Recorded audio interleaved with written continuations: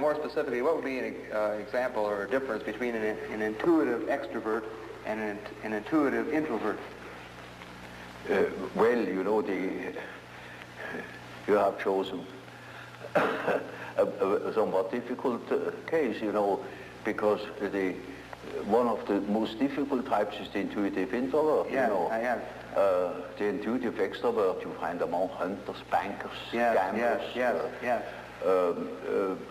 That is quite understandable. Yeah. But the introvert the introverted variety is more difficult because he has intuitions as to the subjective factor, namely the inner world. Yeah. And of course that is now very difficult to understand because what he sees are most uncommon things, and he doesn't like to talk of them.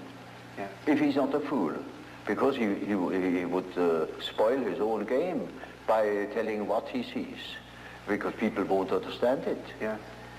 For instance, once I had a patient, a young woman, about 27 or 8, and her first words were, when I had seated her, he said, "You know, doctor, I come to you because I have a snake in my abdomen."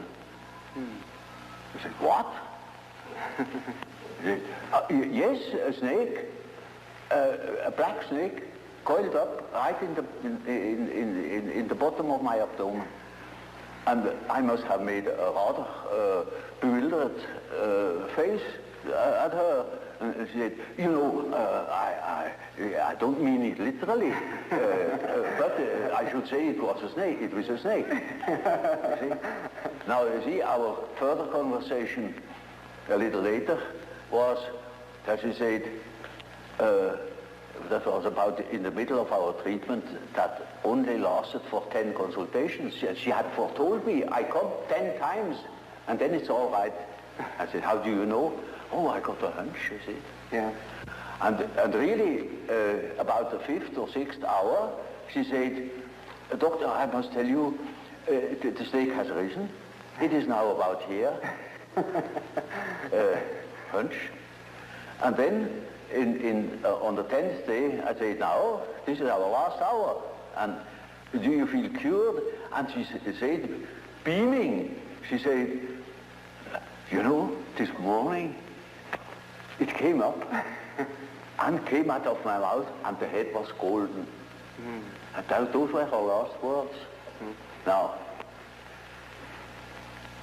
you see, that same girl, when it comes to reality, she came to me because she couldn't hear the step of her feet anymore. Yeah. Because she walked on air. Yeah. Literally. Yeah. She couldn't hear it, and that frightened her. And when she came to me, I asked her for her address. And then she said, "Oh, pension so-and-so. Well, it is not just called pension, but it is a sort of pension. And it is, I never had heard of it." Yeah. And I said, "No, I'm curious, I never have heard of that place." "Well, it's a very nice place," he said. You're curious enough, there are only young girls there, very nice and very lively young girls. And they have a merry time. I often wish they would invite me to their merry evenings. And I said, "But do they amuse themselves all alone?" He said, "Oh no, there are plenty of young gentlemen coming in, and they have a beautiful time, but they never invite me." It turned out that it was a private brother. Yes. And she was a perfectly decent girl, you know, of a very good family, not from here. She had found that place, I don't know how. And she was utterly unaware that those were all prostitutes. I said, "For heaven's sake, you fell into a very dark place. You hastened to get out of it." You see, that was her sensation. Yeah. See, she didn't see reality, but she had hunches like anything, and they came off. Yeah. Now, you see, such a person cannot possibly speak of her experiences. Yes. Because everybody would think she's absolutely crazy. Yeah. I myself was quite shocked when I thought, for heaven's sake, is that case a schizophrenia? Yes.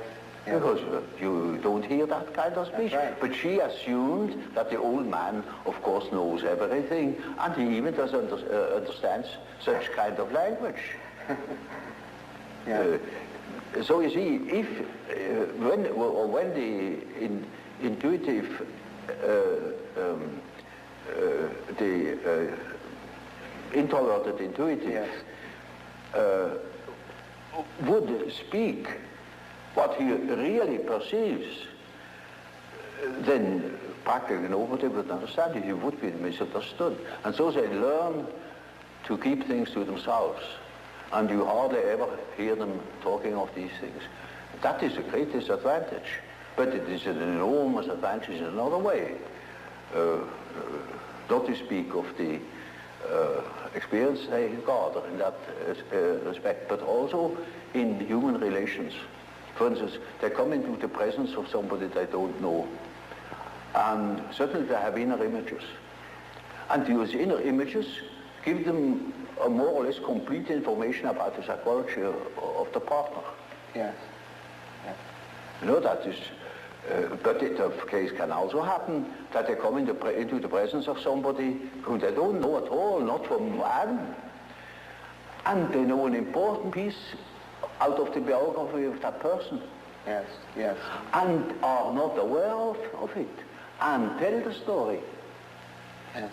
And then the fat is in the fire. Yeah. That's right.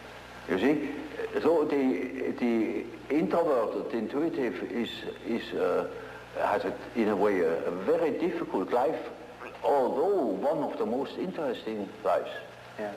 But it is difficult often to get into their confidence. It's just a sort of a skeleton to which you have to add the flesh, or say it is a country mapped out, you know, by triangulation points.